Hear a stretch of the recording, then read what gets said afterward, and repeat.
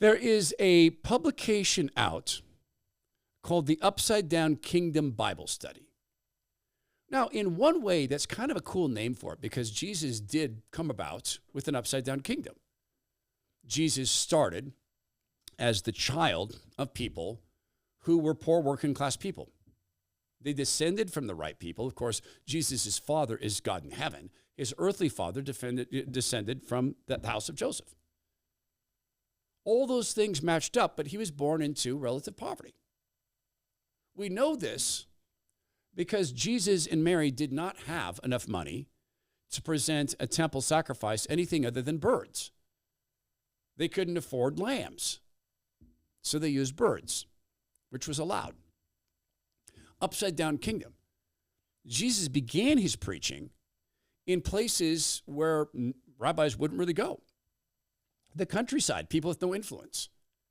When Jesus rose to fame and in some circles infamy, he had all sorts of opportunity to power broker.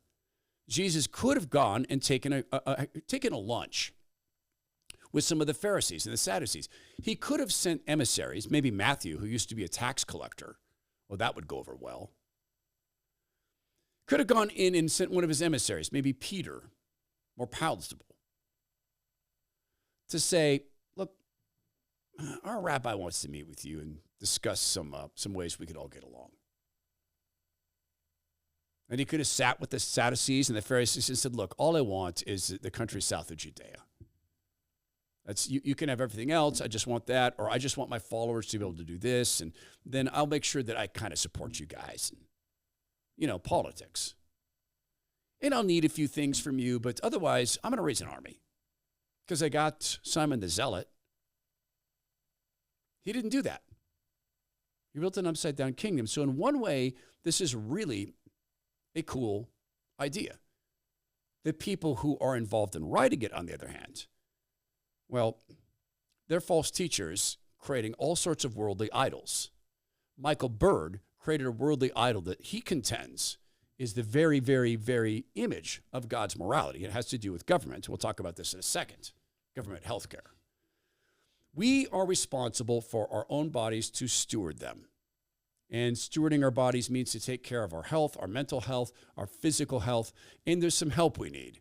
Back in the day when things like vegetables and carrots and fruits were grown in the ground for a longer period of time or on trees for a longer period of time, they had the opportunity to become more complete. So that when you're eating a carrot or eating, a root vegetable, eating something from the trees, you got more of the nutrients. The dirt has been washed out, particularly in anything that's big corporate agri-farming. They have to turn these products over so quickly that you have to eat something like 100 times more carrots to get what you would have gotten from a couple of carrots back in the day. That's just the way our food supply has worked. Consequently, about 80% of Americans are short on magnesium. So what is magnesium? Well, so this.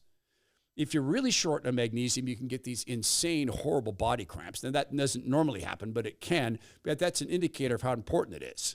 You will notice things like this if you think about it. Lack of sleep, moodiness, lots of anxiety, a lack of regularity, if you know what I mean. It's a fun topic, isn't it? Magnesium breakthrough from Bioptimizers has been reformulated to be more absorbable, therefore more bioavailable, and that's just on top of its core benefit. It's a full spectrum magnesium supplement with 7 forms of naturally derived magnesium. In other words, organic. It gets into your body, helps control the stress hormone cortisol, which helps you feel relaxed. And for me, I now take this an hour before bed. It used to be 2 hours. When I do that, I suddenly feel warm and then an overwhelming sense of calm, and then fall into sleep. You can get this at bioptimizers.com/Todd. Use promo code Todd to get 10% off. That's bioptimizers.com/Todd. By the way, when you subscribe, you're going to get exclusive offers, exclusive free gifts, exclusive discounts. Plus, you'll not run out of products. So subscribe. bioptimizers.com/Todd, promo code Todd. This is Michael Bird. He is an Australian theologian and has been a contributor to the Upside Down Kingdom Bible Study. Every Western country, except for America, that has been shaped by Christian values has opted for a system of universal health care. I mean, from Norway to New Zealand. You're going to go there. Good. I'm going to go there everywhere. And because their Christian heritage has propelled them to do this. Their Christian heritage has propelled them to go to government and say, you do it. Gosh, I don't remember that. When Christians created the first hospitals, I don't remember them going to Rome and saying, you do it. Just like when Christians created the first universities, starting with language to teach disciples how to go into other cultures and speak to them. I don't remember them going to government and saying, do that. I don't remember the Lord Jesus saying, hey, can y'all go find someone in government to go heal the poor or heal the sick, help the poor, set up a government agency? I don't remember that. Do you?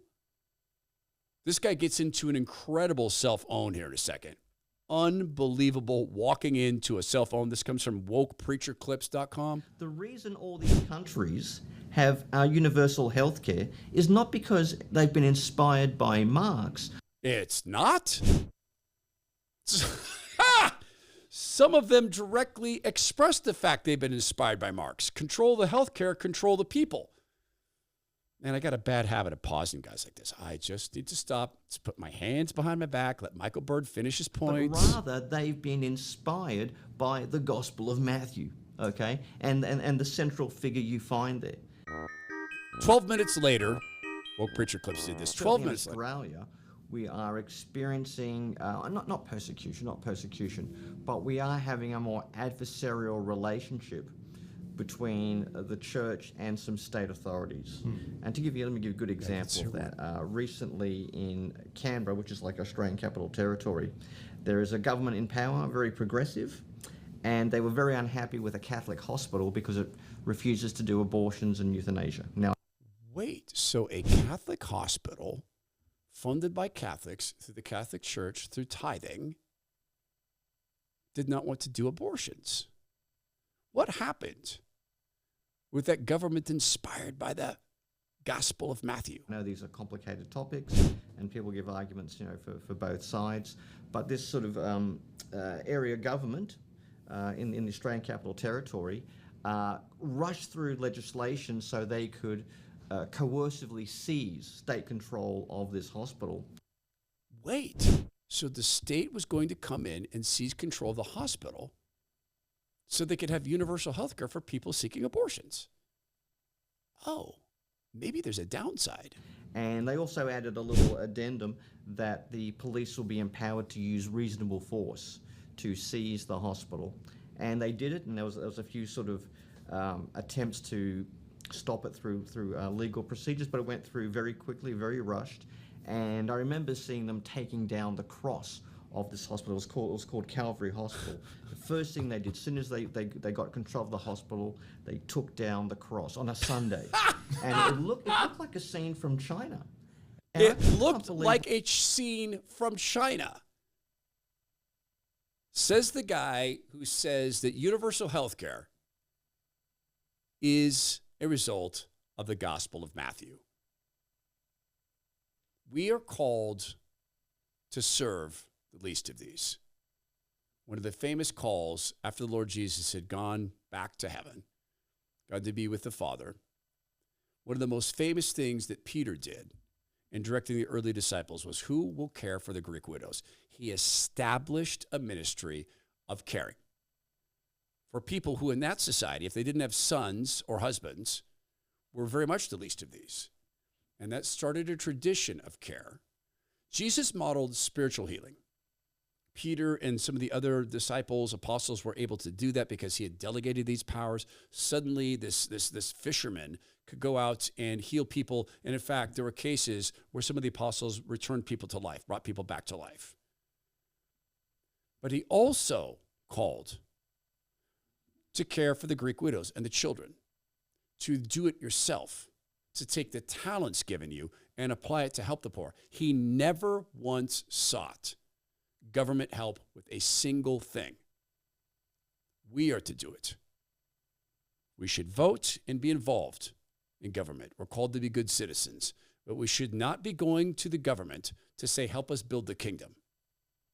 Part of building the kingdom is God's will being done here as it is in heaven.